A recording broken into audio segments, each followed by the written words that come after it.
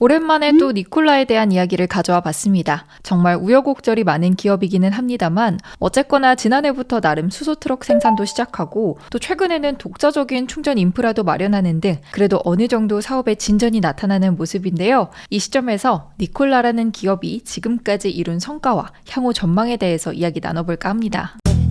일단 가장 먼저 이 기업의 수소트럭에 대한 이야기를 해야 될 것 같은데요. 2014년에 창립된 니콜라는 이후 줄곧 수소를 동력으로 하는 전기트럭을 출시할 것이라고 공언해 왔습니다. 이 과정에서 창립자인 트레버 밀턴의 대사기극부터 정말 많은 개발 지연이 있었지만 어쨌거나 드디어 지난해 9월 이 기업은 첫 상업용 수소트럭을 출시하는 데 성공했습니다. 거의 10년 가까이 걸려서 제대로 된 수소트럭 인도를 시작한 것인데요. 이미 늦을 대로 늦어버리긴 했지만 그래도 더 늦지 않은 게 어딘가 하는 마음이 들기도 했습니다. 이토록 오랜 시간이 걸려서 나온 니콜라의 수소트럭. 이 기업을 오랜 위기에서 건져내줄 정도로 대단했을까요? 먼저 제품의 스펙부터 간단히 짚고 넘어가 보겠습니다. 니콜라의 수소트럭은 한 번 완충 시 최대 500마일, 약 800km를 주행할 수 있는 트레일러 트럭입니다. 완충까지 걸리는 시간은 20분이고요. 최고 속도는 약 시속 110km 정도고 순간 최고 출력은 773마력, 평균 출력은 536마력입니다. 이 기업의 배터리 트럭과 비교하면 이런 스펙이 어느 수준인지 더 감이 잘 오실 것 같습니다. 니콜라의 배터리 전기 트럭은 최대 주행거리가 330마일, 약 530km 정도고요.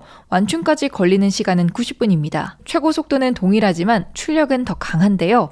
순간 최고 출력은 1069마력, 평균 출력은 645마력이죠. 즉 충전이 더 빠르고 더 멀리 갈 수 있는 차량은 수소트럭, 충전이 더 느리고 최대 주행거리가 짧은 대신 순간 가속력 및 화물 적재량이 더 많은 트럭은 배터리 전기 트럭인 셈입니다. 이런 차이가 나타나는 이유는 수소연료 전지의 특성 때문입니다. 수소는 고밀도의 에너지원이기 때문에 수소연료 전지는 같은 무게의 배터리보다 더 많은 에너지를 저장할 수 있습니다. 이로 인해 수소연료 전지를 사용하는 차량은 일반적으로 배터리 차량에 비해 더 긴 주행거리를 제공할 수 있죠. 트레일러 트럭에게 있어 주행거리와 충전 시간은 매우 중요한 요소입니다. 특히 미국처럼 땅이 넓은 국가는 더 그렇죠. 단순한 예시를 들어볼까요? 만약 뉴욕에서 LA까지 미국 동서부를 가로지르는 배송 업무를 맡게 됐다고 가정해 보겠습니다. 대략 4,500km에 달하는 거리를 주행해야 하는데요. 대략 계산해봐도 수소 트럭을 이용할 경우 충전소에 5번만 들르면 되는데 배터리 트럭을 이용하면 최소 8번은 충전소를 방문해야 할 겁니다. 전체 충전 시간으로 따지면 수소 트럭은 1시간 40분이 걸리는데 배터리 트럭은 12시간이 걸리는 거죠.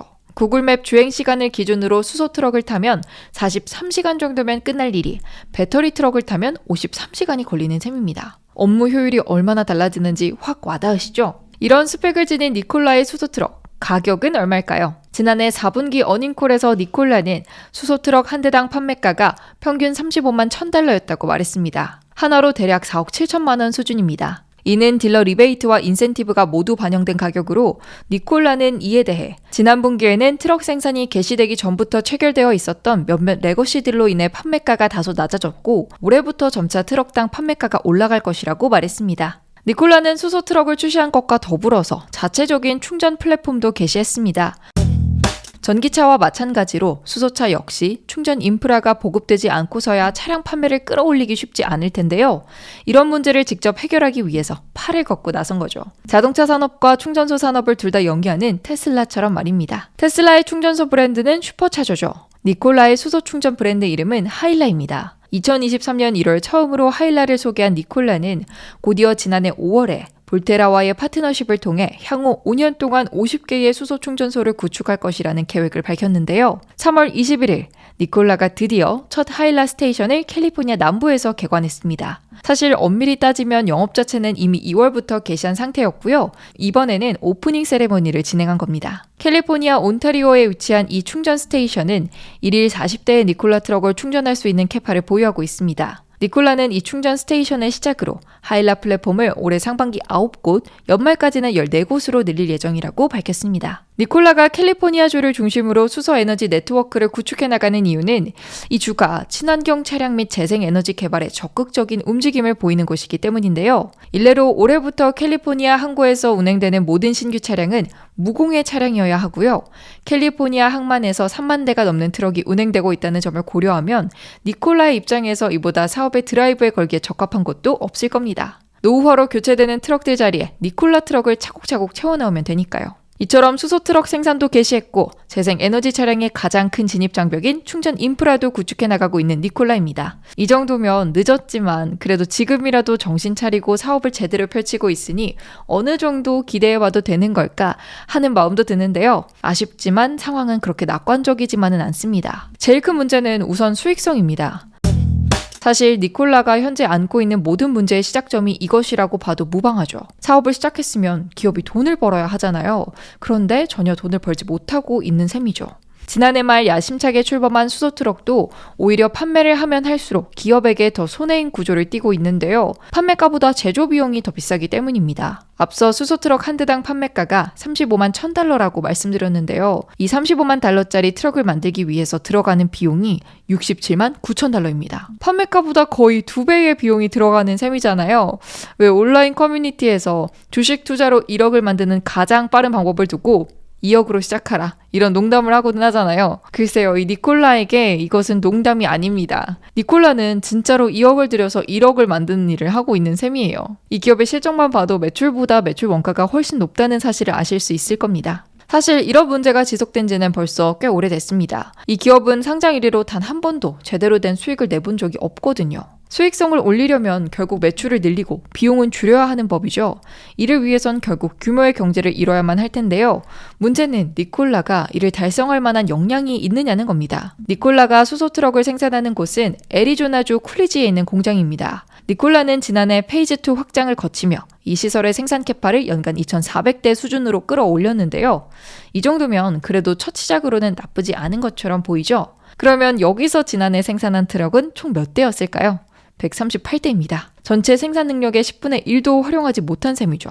몇 가지 이유가 있습니다만 가장 주요했던 것은 공급망 이슈입니다. 니콜라는 부품 수급에 어려움을 겪고 있습니다. 보다 구체적으로는 가압연료 탱크와 전기 배터리의 부족으로 생산이 지연되고 있는데요. 캘리포니아주의 적극적인 친환경 정책으로 모공의 트럭에 대한 수요가 높아지는 가운데 공급을 늘리지 못하고 있는 것은 다분히 아쉬운 상황입니다. 아까 봤던 니콜라의 생산량 및 인도량 자료를 다시 보시게 되면 2022년과 비교해서 2023년 생산량은 크게 줄었지만 인도량은 그렇게까지 큰 타격을 입지 않은 것을 확인하실 수 있는데요. 특히 4분기의 경우 133대나 생산해놓고 20대밖에 판매하지 못했던 2022년과는 달리 2023년에는 생산량의 80%가 넘는 수준의 차량을 인도한 점이 눈에 띄고 있습니다.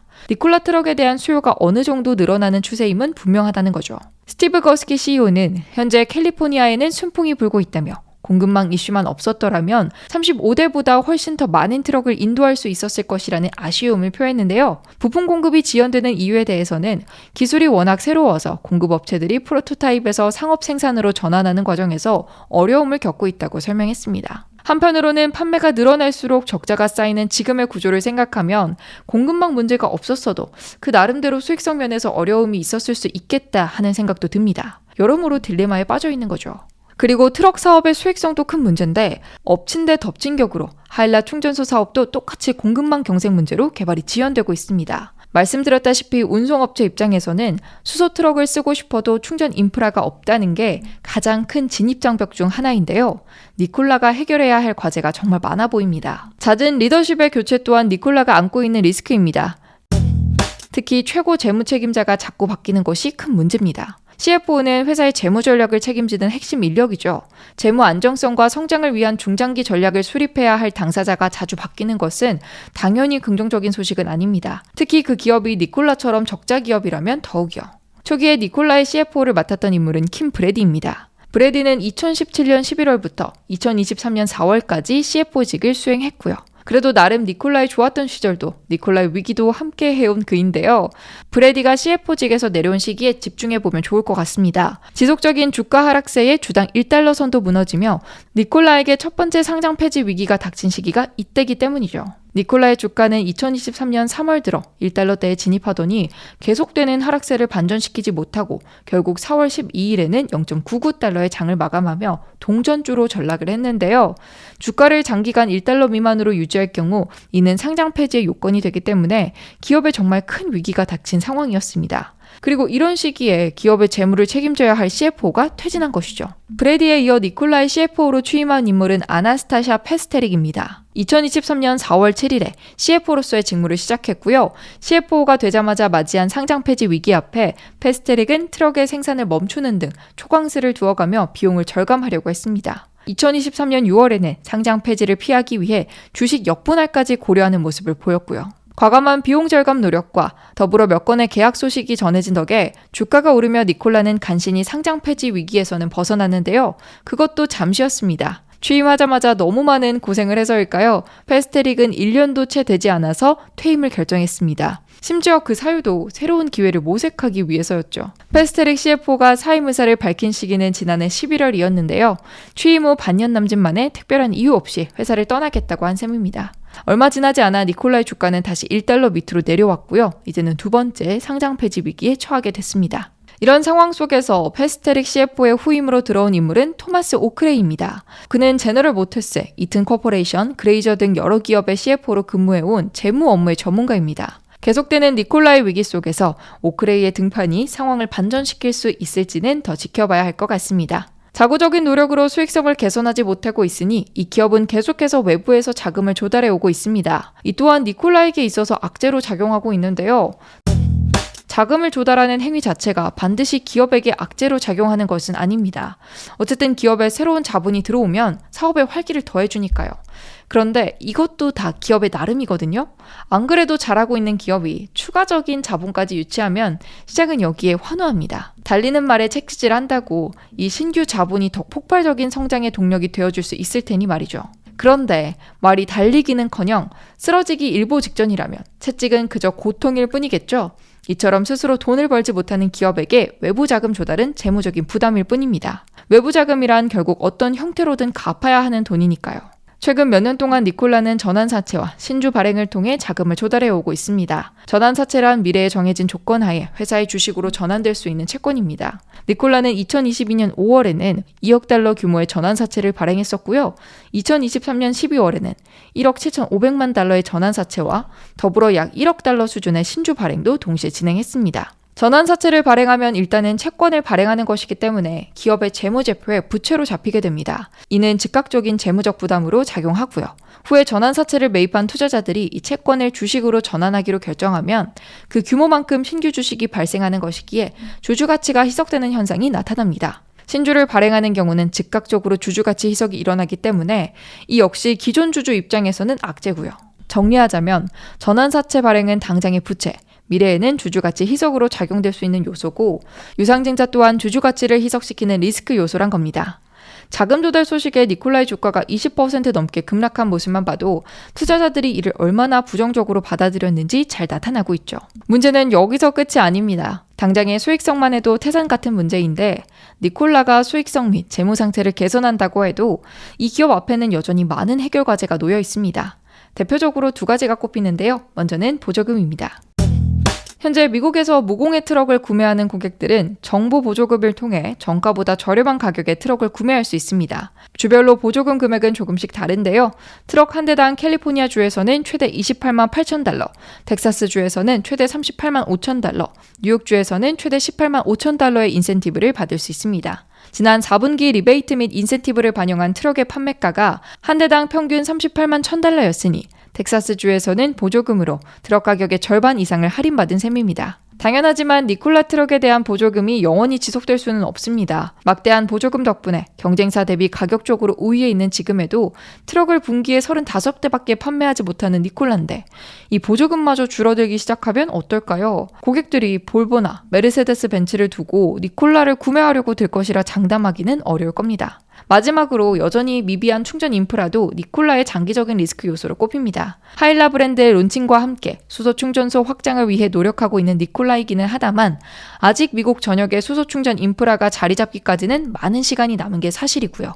너무 많은 시간이 남아서 그때까지 니콜라가 남아있을지도 알 수가 없는 정도죠. 충전소 인프라의 완성까지는 아무리 빨라도 수년이 걸릴 텐데 상장 폐지 위기는 당장이라도 니콜라의 목줄을 움켜쥘 듯이 가까이 와 있거든요. 지금까지 내용을 정리하자면 니콜라가 지난해 말부터 분명히 사업적으로 유의미한 진전을 이루고 있는 것은 사실이지만 아직은 위험 요소가 너무 많다. 이 정도로 요약해 볼 수 있을 것 같습니다. 하다못해 니콜라가 수소트럭 업계의 유일한 플레이어였다면 모를까.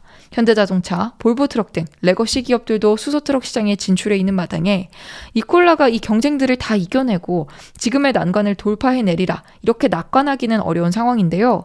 니콜라가 어느 정도 위기를 넘기고 안정가도에 올라섰다는 확실한 근거가 나온 뒤에 투자해도 늦지 않을 것이라고 생각이 됩니다. 머니네버슬립 뉴스레터와 네이버 프리미엄 콘텐츠 지금 바로 구독해보세요.